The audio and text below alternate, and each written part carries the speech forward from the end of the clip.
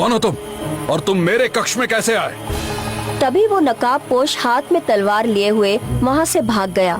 राजा उग्रसेन अपने कक्ष से दौड़ता हुआ बाहर जाकर इधर उधर देखने लगा, मगर उसे कोई नहीं दिखाई दिया। लगता है वो नकाबपोश मेरी हत्या करने के इरादे से मेरे कक्ष में आया था। या तो वो मेरे किसी शत्रु का भेजा हुआ हो सकता है जो महल की सुरक्षा को भेद कर मेरे कमरे में घुस आया, या फिर मेरा ही कोई अपना जो मेरा छुपा हुआ दुश्मन हो सकता है। अगले दिन राजा उग्रसेन अपने दरबार में मंत्री जगन्नाथ से बोले, मंत्री जगन्नाथ, कल रात एक नकाबपोश मेरे कक्ष में आया था। उसके हाथ में तलवार थी। जैसे ही मेरी आंख खुली, अचानक वो कक्ष से बाहर भाग गया। मुझे लगता है वो मेरी हत्या करने के इरादे से मेरे कक्ष में घुसा था। ये सुनकर मंत्री जगन्नाथ बुरी तरह से चौंकता हुआ बोला, महाराज, महल की सुरक्षा तो इतनी मजबूत है कि कोई भी बाहर का सुरक्षा घेरा तोड़कर महल के अंदर प्रवेश नहीं कर सकता। आपके परिवार का ही कोई सदस्य हो सकता है। तुम सही कहते हो मंत्री, मेरे मन में भी यही विचार आया था। महाराज, कल मैं आपके सबसे छोटे पुत्र राजकुमार केशव को आपके कक्ष के आसपास टहलते हुए देखा था। ये सुनकर राजा उग्रसेन के चेहरे पर क्रोध झलकने लगा। वो तुरंत अपनी पत्नी रानी चंद्रिका के कक्ष में चला गया। क्या हुआ? आपके चेहरे पर ये क्रोध कैसा? राजा उग्रसेन अपनी पत्नी को सारी घटना बताते हुए बोला, मंत्री ने बताया कि केशव कल रात मेरे कक्ष के आसपास टहल रहा था। तो आप कहना क्या चाहते हैं कि जिस नकाबपोश को आपने देखा वो आपका पुत्र राजकुमार केशव है? हालात यही इशारा कर रहे हैं। वैसे भी मेरा सबसे छोटा पुत्र केशव किसी काम धाम का है नहीं। जब से वो पैदा हुआ है तब से वो मेरे लिए केवल मुसीबत ही बना रहा है। तभी वहाँ पर राजकुमार केशव के 2 बड़े भाई और राजा उग्रसेन के 2 बड़े बेटे राजकुमार अर्जुन और राजकुमार वीर वहाँ पर आ पहुँचे। पिताजी, मंत्री ने बताया कि कल आपके कक्ष में कोई तलवारबाज था। क्या उसने कहीं आपको नुकसान तो नहीं पहुँचाया? क्या आप जानते हैं वो कौन था? मेरे वीर पुत्रों, अगर मैंने उसे देखा होता तो वो अब तक जीवित नहीं होता। वो तो उसकी किस्मत अच्छी थी कि वो तुरंत कक्ष से बाहर भाग गया। आपको किस पर शक है पिताजी? मुझे शक नहीं बल्कि पूरा विश्वास है कि ये घटिया काम मेरे पुत्र राजकुमार केशव के अलावा और कोई नहीं कर सकता। जाओ, जाकर राजकुमार केशव को महल के राज दरबार में लेकर आओ। आज हम कोई कड़ा फैसला करके रहेंगे। इतना बोलकर राजा उग्रसेन गुस्से से कक्ष से बाहर निकल गया। इधर राजा उग्रसेन का छोटा बेटा महल के बगीचे में बैठा हुआ गहरी सोच में गुम था कि तभी उसके 2 बड़े भाई वहां आ पहुँचे। केशव, तुम यहाँ बैठे हो? पिताजी कितने गुस्से में हैं। उन्होंने तुम्हें तुरंत महल के राज दरबार में बुलाया है। आखिर पिताजी गुस्से में क्यों हैं? और उन्होंने मुझे ही क्यों बुलाया है? राजकुमार केशव की बात सुनकर वीर सिंह उसे सारी घटना बताते हुए बोला, केशव, पिताजी के ऊपर कल रात किसी ने हमले का प्रयास किया। वो तो अच्छा हुआ कि पिताजी की आंख खुल गई और उनको शक है कि वो नकाबपोश तुम थे। ये सुनकर केशव बुरी तरह से चौंक पड़ा। पिताजी मेरे बारे में ऐसा सोचते हैं? वो ऐसा बेवजह नहीं सोच रहे केशव। मंत्री जगन्नाथ ने उन्हें बताया कि कल रात पिताजी के कक्ष के आसपास उसने तुम्हें टहलते हुए देखा था। ये सच है कि मैं पिताजी के कक्ष में रात में गया था, परंतु मैं उन्हें केवल देखने के लिए गया था। देखने के लिए गया था से तुम्हारा क्या मतलब है? तुम सब तो जानते हो कि जब मैं छोटा था तब पिताजी मुझसे कितना प्रेम करते थे। मुझे आज भी याद है, वो मेरी हर इच्छा को पूरा करते थे। मगर कुछ वर्षों से पता नहीं क्यों अचानक पिताजी को मुझसे नफरत क्यों हो गई। वो मेरा चेहरा तक देखना पसंद नहीं करते, परंतु मेरे दिल में अपने पिता के लिए प्रेम कम नहीं हुआ। जब पिताजी रात में सो जाते हैं तो मैं अक्सर उनके कक्ष में जाकर घंटों उन्हें देखता रहता हूँ, और कल रात भी मैं वही करने के लिए गया था। वो सब तो मुझे नहीं पता केशव, परंतु तुम्हें अभी इसी समय राजमहल के दरबार में पहुंचना होगा। कुछ ही देर में केशव राजमहल के दरबार में अपने पिता राजा उग्रसेन के सामने खड़ा हुआ था। राजा उग्रसेन गुस्से से केशव से बोला, मुझे तुमसे ऐसी घटिया उम्मीद नहीं थी केशव कि तुम अपने ही पिता की हत्या का प्रयास करोगे।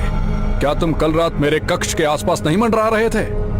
पिताजी, ये सच है कि मैं आपके कक्ष में कल रात गया था, परंतु मैं कल रात ही नहीं बल्कि हर रात आपके कक्ष में जाता हूँ, क्योंकि मैं आपको देखे बगैर सो नहीं सकता।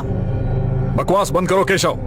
सच तो यह है कि तुम मेरे पुत्र के नाम पर कलंक हो। केशव, मैं तुम्हें अभी और इसी वक्त अपने राज्य से, अपने वंश से बेदखल करता हूँ। आज से तुम आम प्रजा की तरह अपना जीवन व्यतीत करोगे।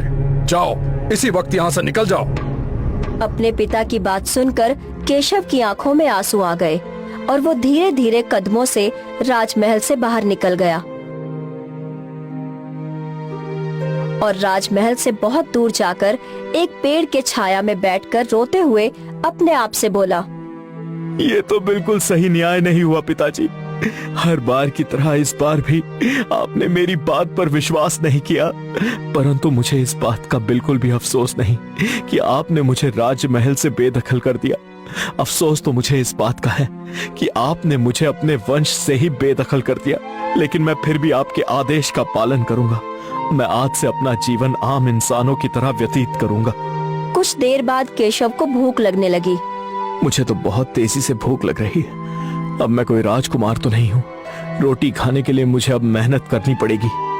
राजकुमार केशव आम इंसानों के कपड़े पहनकर एक खेत में चला गया और खेत के मालिक से बोला, मैं दूसरे राज्य से आया हूँ, मुझे काम की तलाश है। खेत का मालिक केशव को बहुत गौर से देखते हुए बोला, तुम्हारी शक्ल तो महाराज के सबसे छोटे पुत्र से बहुत अधिक मिल रही है। तभी खेत के मालिक के बगल में खड़ा हुआ दूसरा व्यक्ति हंसते हुए बोला, क्या बात कर रहे हो? वो तो राजकुमार केशव हैं। वो भला तुम्हारे खेत में काम करने के लिए आएंगे? मूर्ख हो गए हो क्या? सही कह रहे हो तुम, मेरी ही बुद्धि मारी गई है। इतना बोलकर वो केशव से बोला, जाओ जाकर खेत में मिट्टी खोदने का काम करो। राजकुमार केशव पूरी मेहनत से सुबह से शाम तक खेत में मिट्टी खोदता रहा। शाम को खेत के मालिक ने कुछ मुद्राएं देकर केशव को विदा कर दिया। मुद्राएं देखकर केशव अपने आप से बोला, ये तो केवल इतनी ही मुद्राएं हैं जिससे मैं केवल 2 रोटी खरीद सकता हूँ। अब मुझे पता लगा कि आम प्रजा कितनी मेहनत करके अपने लिए एक वक्त का भोजन जुटा पाती है। राजकुमार केशव 2 रोटी खरीदकर उसी पेड़ के पास आ पहुंचा जहां पर वो सुबह बैठा हुआ था। केशव रोटी को खाने ही वाला था कि तभी एक गंदा और मैला दिखने वाला व्यक्ति वहां आ पहुंचा और केशव से बोला, मैंने कई दिनों से कुछ नहीं खाया। क्या तुम मुझे खाने के लिए रोटी दे सकते हो? मेरे पास केवल 2 रोटियां हैं, इसमें से एक तुम ले लो। एक मैं खाकर अपनी भूख शांत कर लेता हूँ। नहीं, मैं 2 रोटी खाता हूँ। एक रोटी से मेरे पेट की भूख नहीं मिटेगी। तुम मुझे अपनी दोनों रोटी दे दो। अगर मेरी दोनों रोटियां खाकर तुम्हारे पेट की भूख शांत हो सकती है तो ये तुम खा लो। लो। केशव ने इतना कहा ही था कि तभी रंग बिरंगी किरणों के साथ वो गंदा और मैला दिखने वाला व्यक्ति एक साधु में परिवर्तित हो गया। साधु आश्चर्य और रहस्यमय अंदाज में मुस्कुराते हुए केशव से बोला, तुम जिस पेड़ के नीचे बैठे हुए हो उस पेड़ के नीचे बैठकर मैं तपस्या करता हूँ। सुबह जब तुम अकेले में बातें कर रहे थे तब मैं पेड़ के पीछे से तुम्हारी बात सुन रहा था। मैं जानता हूँ कि तुम राजा उग्रसेन के सबसे छोटे पुत्र राजकुमार केशव हो। मैं देखना चाहता था कि तुम्हारे मन में दूसरों के प्रति इंसानियत है या नहीं, इसलिए मैंने तुम्हारी छोटी सी परीक्षा ली थी जिसमें तुम उत्तीर्ण हो गए। अब मैं कोई राजकुमार नहीं हूँ साधु महाराज, मैं केवल एक आम व्यक्ति हूँ। नहीं, तुम ही असली राजकुमार हो और तुम ही अगले राजा बनोगे। परंतु राजा बनने के लिए तुम्हें एक कार्य करना होगा। साधु महाराज, जब आपने सुबह सब कुछ सुना ही था तो आप जान गए होंगे कि मेरे पिताजी मुझे पसंद नहीं करते। तुम्हारे पिताजी तुम्हें इसलिए पसंद नहीं करते क्योंकि उनके ऊपर किसी ने काला जादू किया है। काला जादू? हाँ, काला जादू। उसी काले जादू के असर से तुम्हारे पिता अचानक तुम्हें नापसंद करने लगे। हालांकि पहले वो तुमसे बहुत ज्यादा प्रेम करते थे। अब मेरी बात ध्यान से सुनो। यहाँ से कुछ दूर व्यापारियों की नगरी है जिसे व्यापार नगरी कहा जाता है। तुम वहां पर चले जाओ। तुम्हें वहां पर 2 व्यक्ति बातें करते हुए मिलेंगे अपने सपने के बारे में। पहला व्यक्ति अपने सपने के बारे में जो कुछ भी बताएगा उसका सपना सत्य होगा। तुम उसके सपने में बताए हुए स्थान पर चले जाना। साधु के कहने के मुताबिक केशव व्यापार नगरी की ओर चल दिया। केशव रात भर घनी झाड़ियों को पार करता हुआ सुबह तक व्यापार नगरी के पास पहुंच गया। केशव थककर चूर हो चुका था। उसने देखा कि व्यापार नगरी की सीमा पर 2 व्यक्ति सो रहे थे। केशव उनके सामने स्थित पेड़ के नीचे बैठकर आराम करने के लिए लेटा ही था कि तभी वो दो व्यक्ति उठ गए और एक